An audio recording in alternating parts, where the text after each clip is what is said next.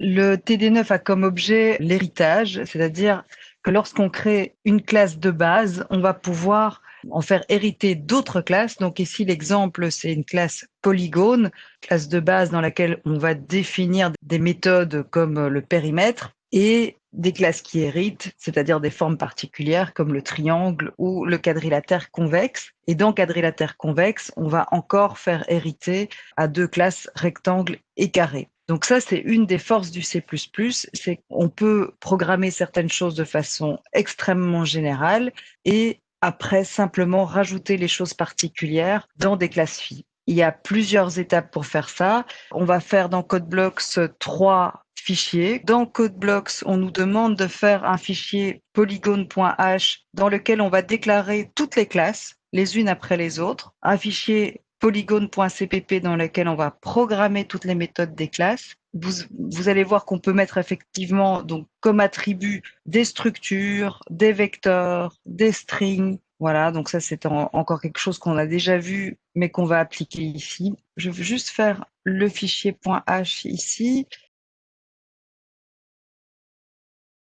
Si on a une classe polygone, on va la déclarer comme classe polygone. Voilà. On va programmer des choses dedans. Ça, je vais vous laisser faire. On nous dit qu'on a des classes dérivées, triangle et quadrilatère convexe. Donc, je vais vous montrer comment on déclare à partir de polygone, triangle ou quadrilatère convexe. Donc, si on fait une classe triangle, dire qu'elle dérive ou qu'elle hérite de polygone, c'est simplement mettre public polygone, je mets deux points public polygone, ça veut dire que dans la classe triangle, tous les attributs, qu'ils soient publics ou privés, de polygone vont être automatiquement des attributs de la classe triangle. Il faut surtout pas les redéclarer. On va pouvoir les initialiser à partir du constructeur de polygone. Donc, si dans la classe polygone, j'ai un constructeur polygone, il faut absolument que dans les classes phi, j'ai aussi des constructeurs, ça on n'y échappe pas, qui ont cette fois-ci le nom de la classe phi. Les constructeurs doivent systématiquement être définis. Les destructeurs, pas forcément, ça dépend s'il y a des pointeurs. Mais bon, on va pas rentrer là-dedans pour l'instant. Je pense pas qu'il y ait de pointeurs dans les classes d'aujourd'hui. Dans notre point H, on nous demandait de commencer par déclarer une structure point qui contiendra les coordonnées x, y des points de notre forme polygone. On a une structure point, voilà.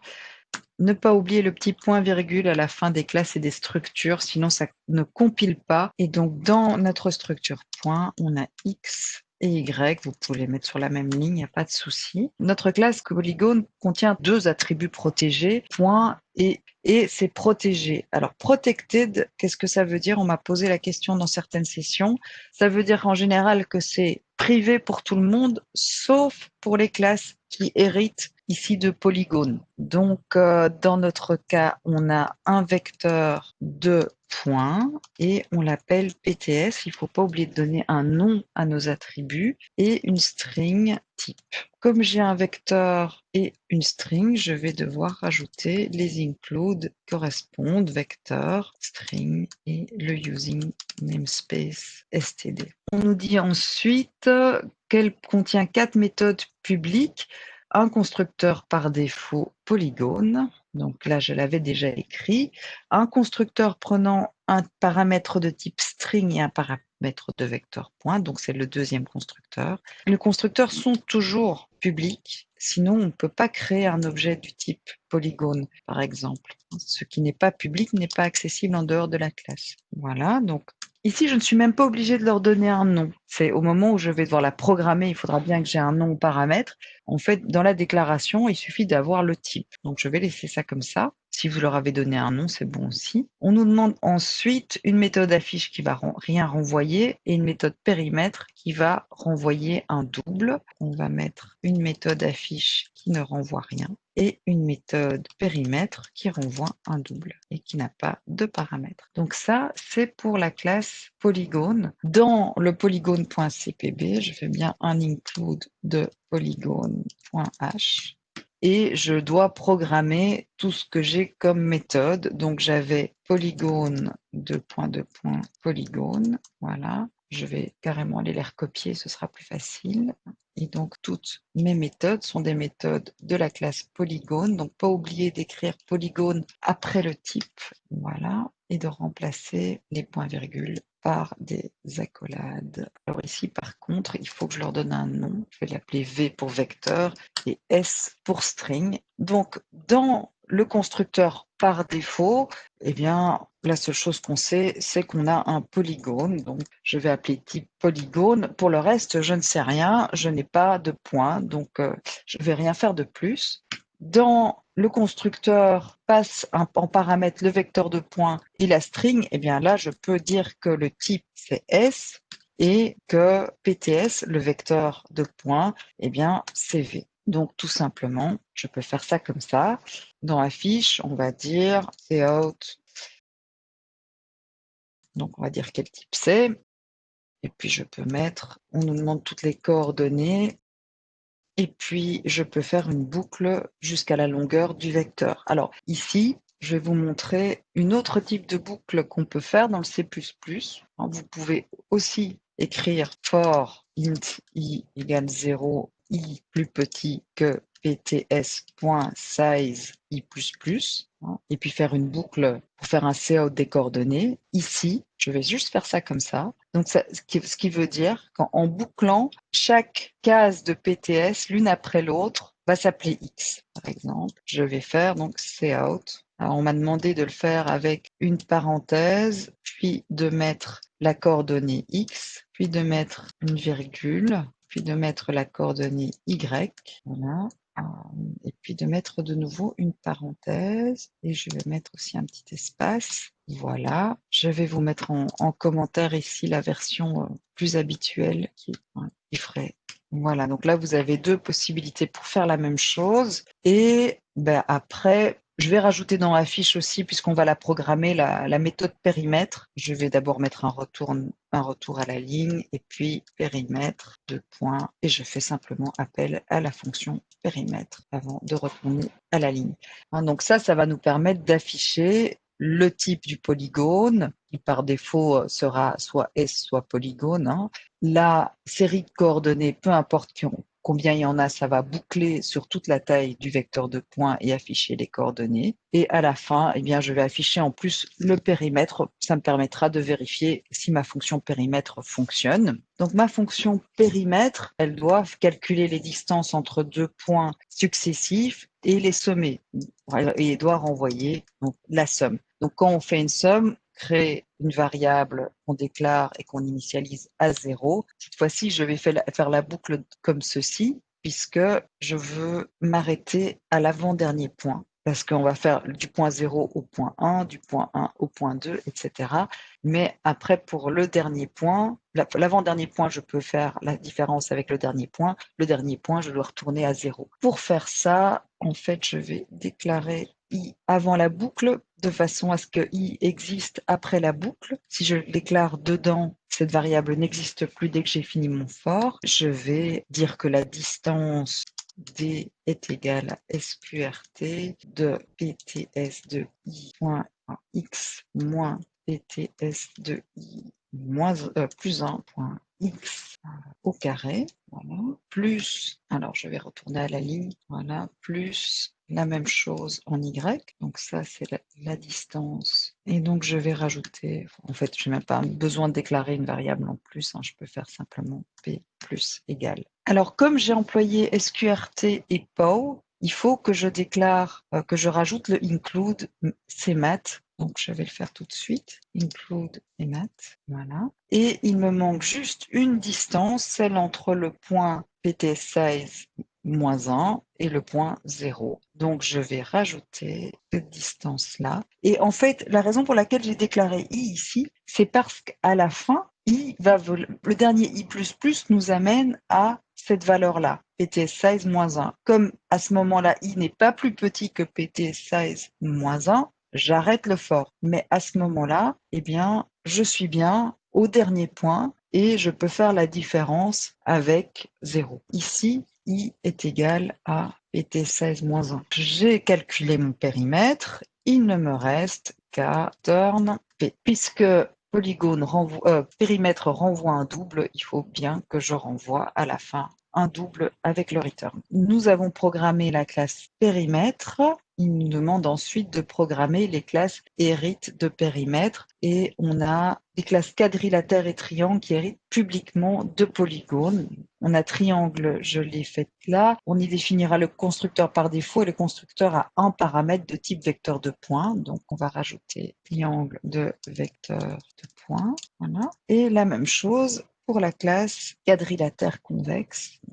Voilà. On va ensuite avoir la classe rectangle et la classe carré qui héritent publiquement de quadrilatère convexe. Donc, classe rectangle de points public quadrilatère convexe qui ont des attributs en plus. Donc, on nous demande de les mettre protected. C'est absolument pas nécessaire. On peut les mettre private comme c'est les dernières de la série.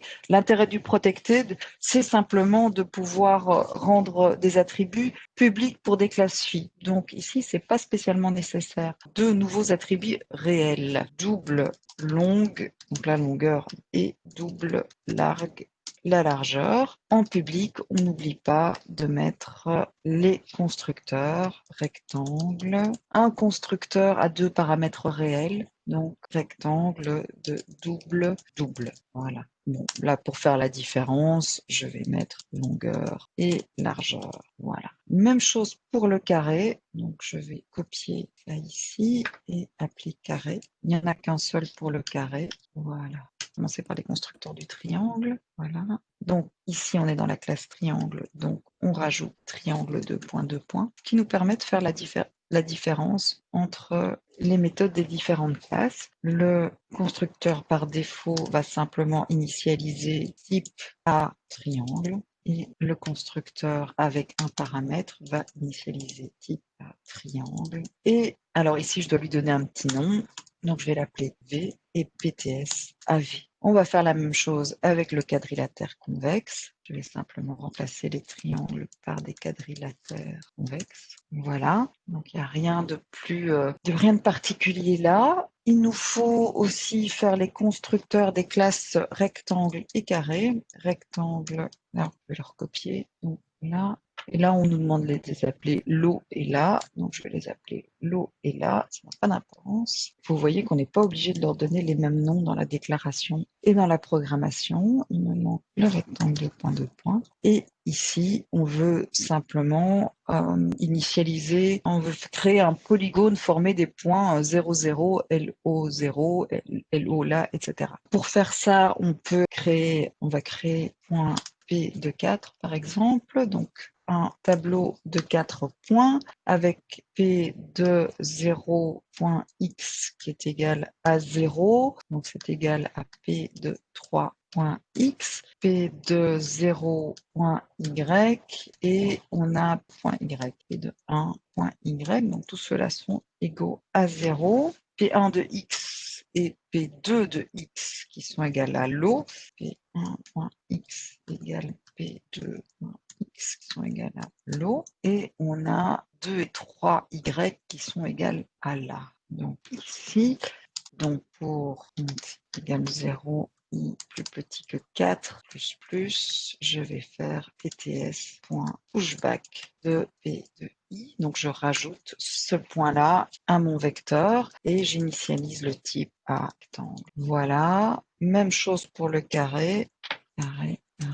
Là, il n'y a qu'un seul côté et donc je peux simplement mettre ça ici. Et au lieu de l'appeler rectangle, je l'appelle carré. Dans le main, il me faut évidemment faire appel à include de polygone.h, ce qui me fait penser en voyant le IOStream que je ne l'ai pas rajouté dans polygone.cpp et pourtant j'ai fait des cout. Donc je vais aller le rajouter dans polygone.cpp ainsi que le using namespace std. Donc, on nous demande donc de faire un polygone, on nous demande de mettre des points quand même. Point P, alors pour différencier, je vais faire un polygone, je vais en mettre 5. Donc, je peux faire P0 de x qui est égal, par exemple, à 0 et le mettre le premier point à 0, 0. Voilà, je vais mettre un autre point, faire un pentagone. Hein. Voilà, 1, 1. Je vais le mettre à 1. P de 2x, je vais mettre x à 0. Enfin, x plutôt à 2, voilà. Et y de nouveau à 0. Et puis, je vais mettre le point suivant un petit peu plus bas. Donc, je vais le mettre à -1 et je vais le mettre entre les deux à 1,5. Voilà. Et le dernier avec le même Y, mais du coup, je vais le mettre à 0,5. Comme ça, j'ai 5 points qui forment un pentagone appelé polygone pentagone. Et qu'est-ce que je peux avoir comme constructeur pour mes polygones? Je vais aller vérifier. Voilà, je peux l'initialiser avec un vecteur de points et une string. Donc, ce que je n'ai pas fait, c'est le vecteur de points. Donc, je vais faire un include de vecteur. Voilà. Et je vais définir un vecteur de points V et faire ce que j'ai fait tout à l'heure. Recopier ce que j'ai mis là. Là, je vais jusqu'à 5. Voilà. Donc ici, j'ai rempli mon vecteur de points et je vais pouvoir utiliser V et pentagone pour initialiser mon polygone. On me demande donc de faire un quadrilatère convexe. Pour ça, pour ne pas refaire un autre point, je vais simplement supprimer mon dernier point. La fonction supprime le dernier élément. Voilà, c'est une des fonctions membres de la classe vecteur. Donc, je peux faire ça et donc je vais faire quadrilatère, même chose, V. Donc là, je n'ai que V comme paramètre. On me demandait d'afficher, donc je vais faire pentagone.affiche. Quadrilatère convexe. Pardon, j'ai oublié de lui donner un petit nom. Donc là, je l'ai appelé pentagone. Là, je vais l'appeler Q. Donc Q.affiche un triangle. Alors, un triangle. Donc là, il y a encore un point de moins. Donc, je vais reprendre cette ligne-là et la recopier. Donc là, j'ai plus que 3 points. Et je vais appeler triangle T de V. Et je vais faire T.affiche. Ensuite, on voulait faire un rectangle. Je vais appeler R. Et là, le constructeur, il prend 2 doubles. Donc, je vais par exemple prendre 1 et 2. Peut-être la longueur avant la largeur, ça n'a pas d'importance. Voilà. R.affiche. Affiche. Voilà. Et un carré, c'est avec juste la longueur du côté. Et là, c'est .affiche. Voilà. Donc, si je compile, on va trouver les fautes d'orthographe. Il n'y en a pas. Donc là, je l'ai lancé. Je vais dans la fenêtre terminale. Vous voyez, donc j'ai lancé le programme. Il affiche bien donc pentagone coordonnées, donc un petit espace aurait été plus joli. Les 5 paires de coordonnées que j'ai données en entrée. Il calcule le périmètre. Même chose pour le quadrilatère. On voit bien que le dernier a été supprimé par la méthode popback. On a les 4 points. Le périmètre, le triangle, même chose. Il reste que les 3 premiers. Le périmètre, etc. Le rectangle, il fait bien 0, 0, 2, 0, 2, 1, 0, 1. Exactement ce que vous avez. Et le périmètre du carré. C'est tout bon. Dernière chose qu'on nous demandait, pourquoi n'est-il pas nécessaire de surcharger l'opérateur pour ces classes, l'opérateur égal? Il n'y a pas de pointeur. En fait, c'est ça la réponse. On a besoin de surcharger l'opérateur égal que quand on a des pointeurs pour ne pas recopier une adresse. On nous demande ensuite, que se passe-t-il si quadrilatère convexe est en protected de la classe polygone? Alors, on peut essayer, vous allez voir ce qui se passe. Dans polygone.h, je reviens et je dis que quadrilatère convexe hérite en protected de polygone et je recompile. Voilà. Qu'est-ce qui se passe? Il se plaint quand j'écris q.affiche. Pourquoi? Parce que donc, il hérite en protected de polygone en tant qu'objet déclaré dans le main de la classe quadrilatère convexe. Il n'a plus accès aux membres protected de la classe polygone. Quand on déclare en protected, on maintient l'accès à l'intérieur de la classe, mais plus depuis l'extérieur, donc plus depuis le main. Donc je n'ai plus accès ici à affiche. Pour avoir accès à ce qui est public de polygone, il faut hériter en public. Donc je vais remettre quadrilatère convexe hérite de polygone en public. Voilà, ça recompile. Alors on me dit dans le chat, le AutoX ne fonctionne pas sur mon compilateur.